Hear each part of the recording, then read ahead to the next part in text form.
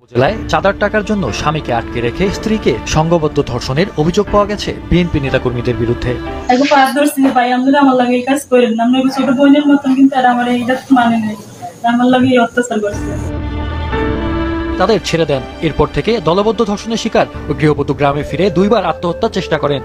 দর্শক, চাঁদা না দেওয়ার কারণে ঘরের মধ্যে গিয়ে এক মহিলাকে ধর্ষণ, যেটা জাহিলিয়াতের যুগকেও হার মানায়, এই ঘটনার সাথে সরাসরি বিএনপির নেতারা জড়িত এবং তাদেরকে গ্রেফতার করেছে। লোমহর্ষক ঘটনা, সেখানে কিন্তু তারা দিচ্ছে এলাকাবাসী সহ।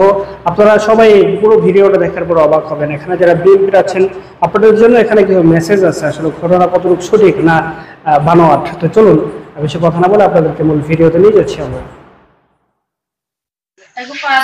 ভাই আমরা আমার লাগে এই কাজ করেন না, আমরা ছোট বোনের মতন, কিন্তু আর আমার এইটা মানে নেই, আমার লাগে অত্যাচার করছে।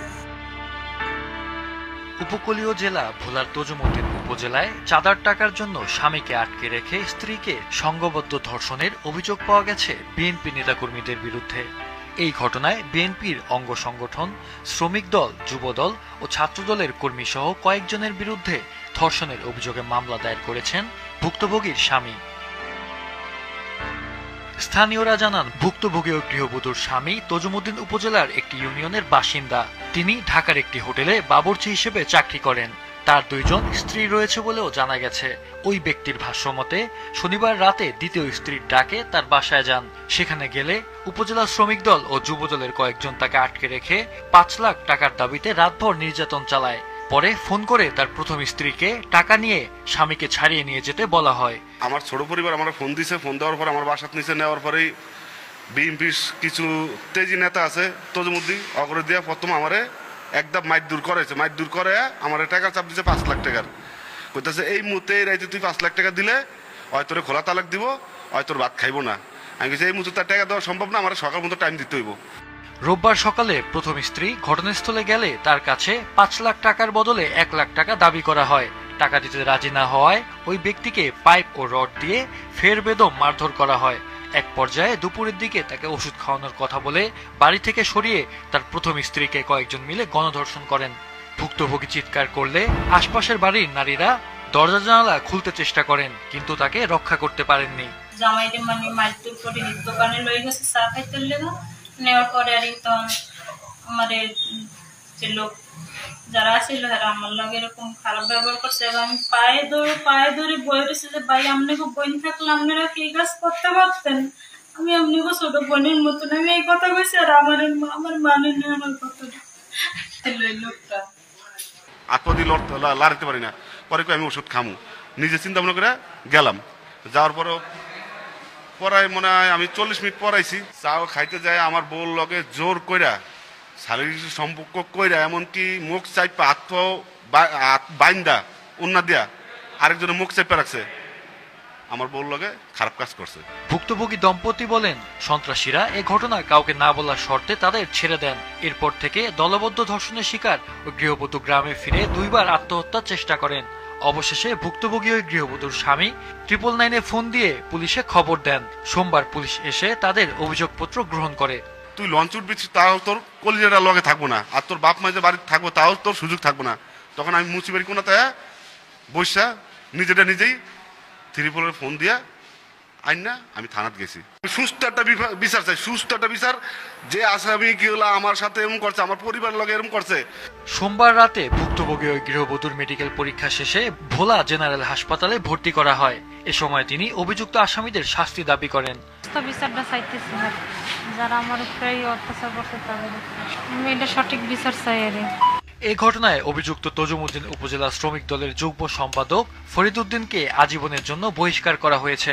তবে যুবদল কর্মী আলাউদ্দিনের ব্যাপারে কোনো খবর পাওয়া যায়নি। পাশাপাশি তজুমুদ্দিন ডিগ্রি কলেজ ছাত্র দলের আহ্বায়ক মোহাম্মদ রাসেল ও যুগ্ম আহ্বায়ক জয়নাল আবেদিন সজীবকেও সাংগঠনিক পদ থেকে অব্যাহতি দেওয়া হয়েছে। নির্যাতন ও ধর্ষণের ঘটনার প্রতিবাদে মঙ্গলবার বিকেলে তজুমুদ্দিনে মানববন্ধন করেছে বিএনপি ও তার অঙ্গ সংগঠনগুলো। আমার জয়েন্ট সেক্রেটারি মোহাম্মদ ফরিদ এই ঘটনার সাথে সংশ্লিষ্ট যখন সংবাদ পেলাম, সাথে সাথে জেলা শ্রমিক দলের সাথে তজুমুদ্দিন উপজেলা বিএনপির সাথে যোগাযোগ করে দ্রুত তাকে গতকালই সকল কিছু সবার সাথে যোগাযোগ করে জেলা থানার সাথে উপজেলার সাথে যোগাযোগ করে সাথে সাথে তাকে বহিষ্কার করলাম। যারা যারা ধর্ষণের সাথে জড়িত আছে দ্রুত তাদেরকে গ্রেফতার করে আইনের আওতায় এনে সর্বোচ্চ শাস্তি কামনা করছি। তজুমুদ্দিন থানার ভারপ্রাপ্ত কর্মকর্তা জানান, এই ঘটনায় ঝর্ণা বেগম নামে দ্বিতীয় স্ত্রীকে আটক করা হয়েছে। বাকি আসামিদের গ্রেপ্তারের পাশাপাশি ঘটনার মূল রহস্য উদ্ঘাটনের চেষ্টা চলছে।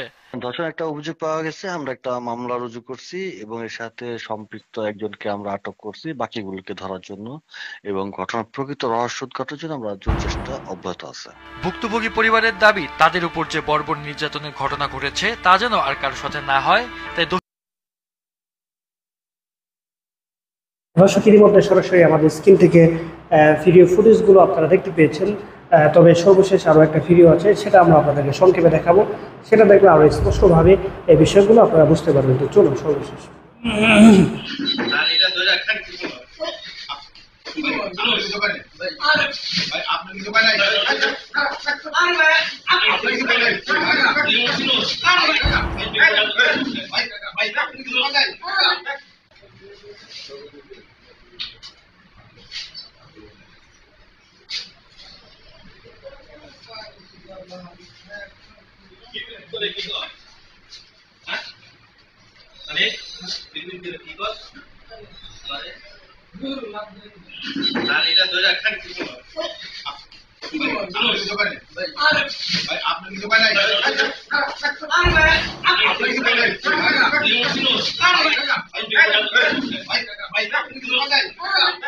মাঠের অলরাউন্ডার আমি, আর ঘরের অলরাউন্ডার টাইলক্স।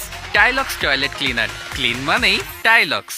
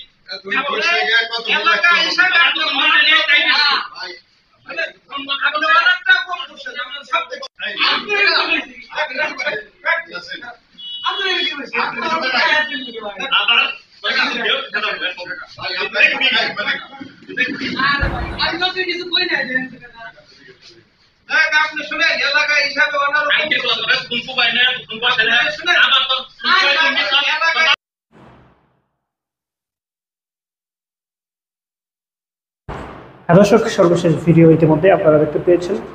সব মিলিয়ে আপনাদের মূল্যবান মতামত জানাবেন। ভালো থাকবেন। আসসালামু আলাইকুম।